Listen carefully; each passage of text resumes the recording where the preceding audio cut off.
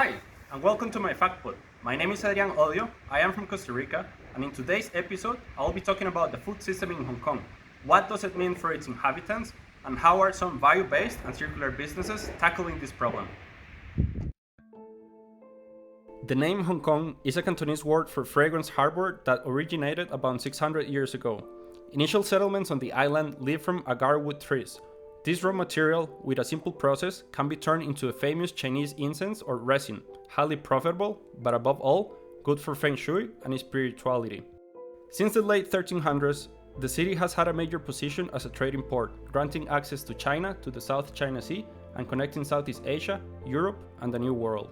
What started as an incense trading port slowly diversified its local production into a wide spectrum of vegetables, reaching a peak agricultural production of 128,000 tons in 1964. Population-wise, by the time the island became a British colony in 1841, there were only 7,500 inhabitants. A century later, and after the Chinese Revolution, that figure rose to 1.6 million. Nowadays, Hong Kong is one of the most densely populated cities of the world, covering an area of over 1,000 square kilometers and with a current population of 8 million inhabitants. If the city was a country, it would currently rank as the third densest country on Earth. Currently, Hong Kong falls under the category of a special administrative region, meaning it is an area that falls under the general auspices of one country, China, but which has maintained a separate political and economic system, a hot topic nowadays. So, if there are 7,000 people living within 1 square kilometers, where are they producing their food? The answer is, very little gets produced within the city. As urbanization increased, agriculture was left behind as Hong Kong's economy took off towards light industries in the 1970s and 1980s, mostly textiles. The lack of public investment in agriculture and research, coupled with continual decline of farming resources, contributed to the fall in local production over the last 5 decades.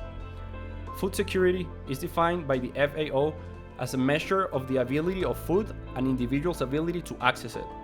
As of August 2020, it was reported that Hong Kong was importing over 93% of its food, showing a high dependence on these imports. This increases the vulnerability of the city when situations like the current one, a global pandemic, occurs.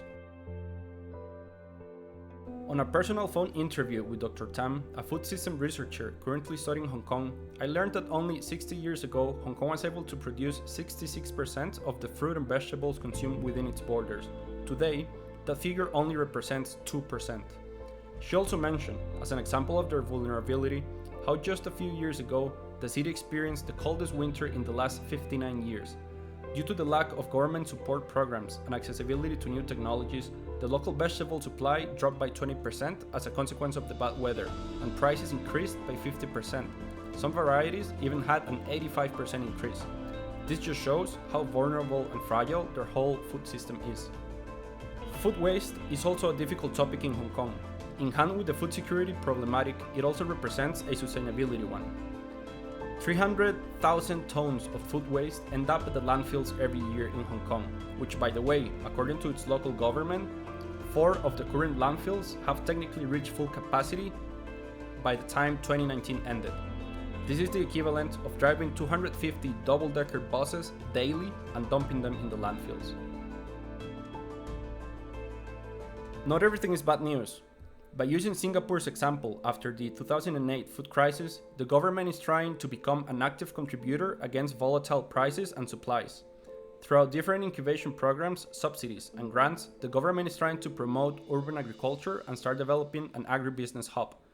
This has created a fundamental discussion around an urban solution to food security, which in turn has ignited the operation of very valuable ventures that are trying to make a positive difference. Flyfam International is a Hong Kong-based company with the mission of becoming a local and global agri-tech business with a network of cloud-connected and highly automated black soldier fly larvae farms that upcycle organic waste into high-quality protein for animal feeds and other byproducts. Andres Crave, the CEO of the company, mentioned how the Hong Kong government has been crucial in supporting the research and development operations. According to Andres, a crucial step to BSF rearing is the control of the broodstock.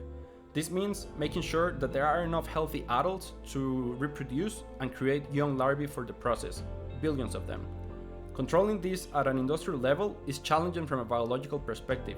However, thanks to the research, government facilities, Flyfarm was able to design and test its own breeding lights that enhance mating among adults, a process that outside of Hong Kong would have taken years instead of months. But how does it work? They learned that adult flies have different photoreceptors in their eyes that makes them react and be sensitive to very specific colors of light. At the intersection of biology and technology, Flyfarm managed to build an illuminating system that emits the correct wavelength spectrum, enhancing mating among flies and increasing egg production yield significantly.